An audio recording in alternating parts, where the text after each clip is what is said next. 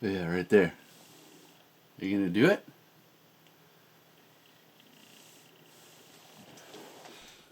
I absolutely love tiny tech, guys. Not only are they functional, but they're also very fun because they're so small. You know, for example, I got tiny recorders.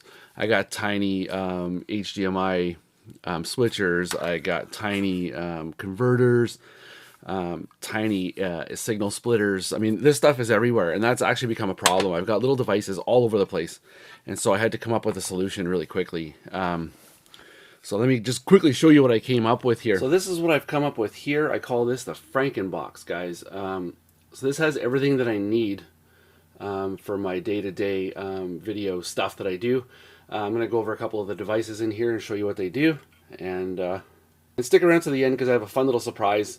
You probably won't be expecting this. So I'm going to start right here. So guys, what this is this is an analog to digital converter. So you can see there it takes an analog input, so your VCRs, your old camcorders, stuff like that, and it converts it to HDMI, which I then route down to the HDMI splitter down here.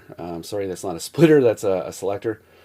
And then here, guys, I have an HDMI splitter, so that if there's any source that I want to have recorded with a picture-in-picture or voiceover or something like that, but I also want to send a raw signal somewhere else, I have that split on the front here, and one source goes to the switcher down below, and the other one just goes to wherever I want it. Okay, so guys, the one thing I did was I routed all of my cables to the back. I didn't want any cables hanging out of the front, so I got these 90-degree elbows, which allows me to route everything to the back. And then I found these ridiculously short HDMI cables. So guys, these cables, I don't know if you can see it back there. These cables are only about 8 inches long, and it goes right into the switcher here. And I want to talk a little bit about this switcher.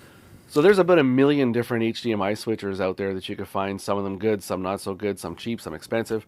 Some have 3 HDMI, some have 4, some have 5. I chose this one for a reason, though. This one actually has picture-in-picture. So check that out. I got this nifty little remote, so I don't even have to reach over and push the button. I can just hit the remote, and you can see what's actually happening on all the other inputs. So check that out. Not only that, but you can actually draw attention to them. So you know, you could talk about what's happening on this one here. That's awkward. I don't know where I'm pointing to. So you can talk about that one there. You can talk about that one there. You know, and then nothing's happening on that one. Why isn't that one playing? I don't know. But anyway, so that's why I chose this HDMI switcher. It actually has that extra feature that I really like. And you can turn it back off there, so that's pretty cool. Okay guys, so from this switcher here, I have all my input sources, I have my picture-in-picture ability, I have everything I need, and then it comes up into here, into the recording device. Now this here capture card is pretty awesome. I did a review on it. The reason I chose this one is because it records straight to a memory card or a hard drive. There's no computer needed at all. So as you can see, I've got my USB cable routing down to the bottom here where I have a terabyte drive. So this right here is a terabyte. In 720p or in 1080p, I could record all day long without worrying about it. So there's that. And this, guys, this is a pretty neat thing too. This is another reason why I chose this recorder, because this recorder actually has a headphone jack, and it also has a microphone input. So what I threw in here was I got a little audio mixer, and what this allows me to do is it actually allows me to hook up a microphone on the front and an audio source on the back, and then I can send that up to the recorder on top. And I could actually add soundtracks or voiceovers to anything I'm recording on this device here. So that's a nice little added feature. Will I use it ever? Probably not, but it's pretty cool to have. And that's pretty much it, guys. So I have all my devices in one convenient little box. All I gotta do is hook things up to it and record as necessary. But there's one other thing I wanted to show you, because on this recorder box, it does have an HDMI output here, and you can send that to pretty much any TV or monitor that you want. But because this video is about tiny tech, I wanted to make it a little bit more fun. So what I did was I routed this HDMI output to this little converter here, which sends the HDMI back to analog. And why would I do that? Because I love tiny tech, guys, and I found the smallest TV I could possibly find. And with this little tiny TV, I can monitor pretty much everything that I'm recording.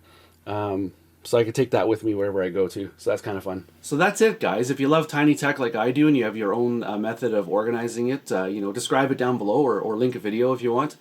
If you are interested in any of the devices that I showed quickly in this video, I do have review videos and links to the products down below.